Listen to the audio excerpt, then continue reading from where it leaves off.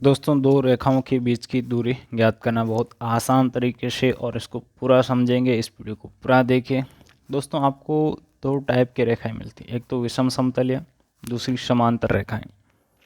विषम समतलीय के लिए डिस्टेंस का फॉर्मूला ये है, समांतर के लिए डिस्टेंस का फॉर्मूला ये है। समझ आ गया? अब आपको कोई डाउट नहीं है। अब यहाँ पर आपको क्या चाहिए, b1 b2, ये वेक्टर चाहिए सब। तो हम क्या करते हैं, जो आपको ये रेखा एक की इक्वेशन दे रखी है और ये रेखा दो की इक्वेशन दे रखी है, इनके स्टैंडर्ड फॉर्म के साथ तुलना करते हैं। तो देखिए, हम इसके साथ तुलना करते हैं। तो ये क्या है आपका a1 वेक्टर, लैम्डा के साथ जो गुणा में आ रहा है, इसकी तुलना करने पर ध्यान से देखो, ये आपका क्या है b1 वेक्टर, ये है आपका a2 वेक्टर, और ये है आपका इसके साथ तुलना करने पर b2 वेक्टर। यहाँ तक समझ आ गया? अब देखिए, पहचान कैसे करते हैं, वो सबसे महत्वपूर्ण बात है। यदि आपका b1 वेक्टर बराबर b2 वेक्टर है, तो इसका अर्थ यह हुआ कि समांतर यदि बराबर नहीं है तो ये विषम समतलीय। यहाँ पर देखिए बराबर नहीं है, तो इसका अर्थ यह हुआ कि विषम समतलीय, यानी ये आपको फॉर्मूला काम में लेना पड़ेगा। इस फॉर्मूले में करना क्या पड़ रहा है आपको, b1 vector cross b2 vector निकालना पड़ रहा है। तो ये यहाँ पे मैं निकाल देता हूँ। सबसे आसान तरीके से हम निकालना सीखेंगे, जो आपके सब जगह काम आएगा, जहाँ पर भी आपको क्रॉस प्रोडक्ट करना होगा दो वेक्टर्स का।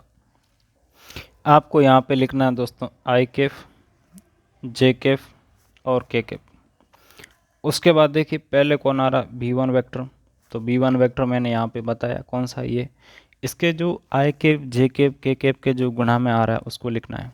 यहाँ पे देखिए, आपको जब कॉपी में कर रहे हैं तो अलग अलग b1 वेक्टर लिखना चाहिए, a1 सब एकदम लिखना चाहिए। यहाँ पे मैं आपको कम से कम स्पेस में कराने के लिए यहाँ पे मैंने डायरेक्ट लिख दिया, ताकि आपका टाइम बचे। आई कैप का देखिए गुणा क्या है 1, जे कैप का गुणांक -1, के कैप का गुणांक 1। उसके बाद कौन आ रहा है यहाँ पे b2, गुणांक लेंगे 2 1 2।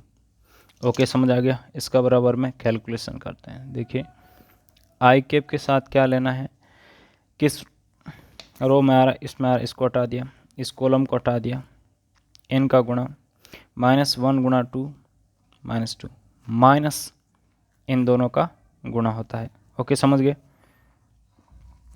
और माइनस आपका जे कैफ। अब देखिए, इस स्तंभ को हटा देते हैं, इसको हटा देते हैं, बाकी जो बचे एलिमेंट उनका गुणा, इनका गुणा और इनका गुणा माइनस करना होता है। समझ गए? प्लस के कैफ, क्या करना है, इसको हटा देते हैं, इसको हटा देते हैं, इनका गुणा, तो 1 गुणा 1, 1 गुणा -1 गुणा 2 -2, और यहाँ माइनस करना होता है, तो माइनस गुणा माइनस आपका प्लस हो जाता है। तो यहाँ पर देखिए -2 -1 -3, साथ में आई कैप है, -2 + 2 0 हो गया, लिखने की ज़रूरत नहीं है, और ये आपका 3 के कैप आता है। तो इस प्रकार से इनका क्रॉस प्रोडक्ट आ गया। अब देखिए a2 -a2 vector minus a1 vector चाहिए, तो ये भी हम निकाल लेते हैं। क्या आएगा देखिए ध्यान से, देखिए a2 वेक्टर कौन सा, ये आपका a2 है, और इसमें क्या होता है, जो आई कैप की टर्म वो आई कैप के साथ घटती है, जे कैप की टर्म जे कैप के साथ, के कैप की टर्म के कैप के साथ घटती है, ये ध्यान रखें। ओके, तो यहाँ a2 वेक्टर में देखिए 2 आई कैप माइनस आई कैप, तो कितना आ गया आपका आई कैप, ये माइनस जे कैप और -2 जे कैप। देखिए a1 वेक्टर है जो माइनस होगा, यानी इसमें पूरे के साथ माइनस का गुणा होकर इसके साथ लिखा जाएगा। तो जहाँ प्लस है उसको माइनस बोलो, और जहाँ माइनस उसको प्लस बोलो। समझ आ गया? ये है आपका a2, तो जैसा है वैसे आएगा। तो माइनस जे कैप -2 जे कैप, ये आ गया आपका माइनस का 3 जे कैप। ओके, माइनस के कैप माइनस का 2 के कैप। ओके, यहाँ तक कोई डाउट नहीं है? अब ये सब वैल्यू उठा के यहाँ पे पुट कर दो, तो आपके पास d बराबर क्या आता है, देखिए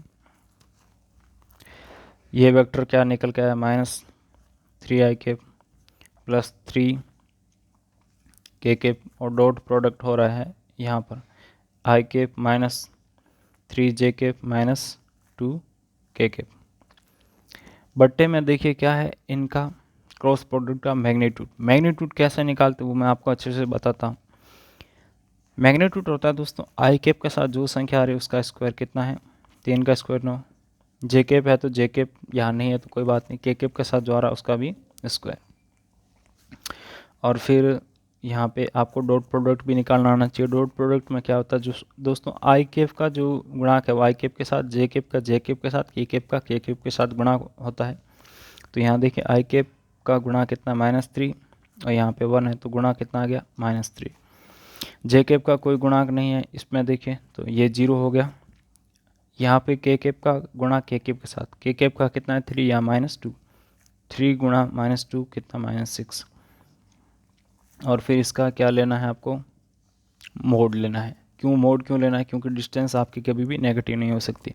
9 + 9 तो 9 कॉमन लेंगे अंडरूट में तो कितना आएगा आपका, अंदर 1 + 1 2 और 9 का अंडरूट कितना होता है आपका 3 और ये अंडरूट 2।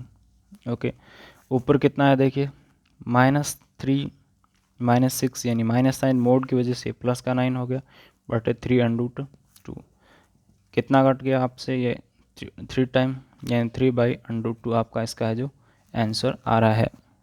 और दोस्तों यदि इसका आप प्रमेयीकरण करते हैं यानी इसको ऊपर नीचे √2 से गुणा कर देते हैं तो आपके पास क्या आएगा, √2 गुणा √2 हो जाता है, यानी ये इस फॉर्म का भी आप लिख सकते हैं। अधिकतर बुक में आपको है जो इस फॉर्म का ही लिखा जाता है। तो ये आपका क्या आ गया, इन जो आपके दो लाइंस दे रखे इनके मध्य की डिस्टेंस आ गई। ओके, तो अब मैं उम्मीद कर रहा हूँ कि आपको जब भी ऐसी कोई लाइंस मिलेगी तो उनके बीच की डिस्टेंस निकाल लेंगे आसानी से। सबसे महत्वपूर्ण बात क्या है दोस्तों, क्रॉस प्रोडक्ट निकालना, उसके बाद ये निकालना और डॉट प्रोडक्ट निकालना। बाकी तो आसान है, कैलकुलेशन है, आ रही है मतलब क्या है, कुछ भी नहीं है।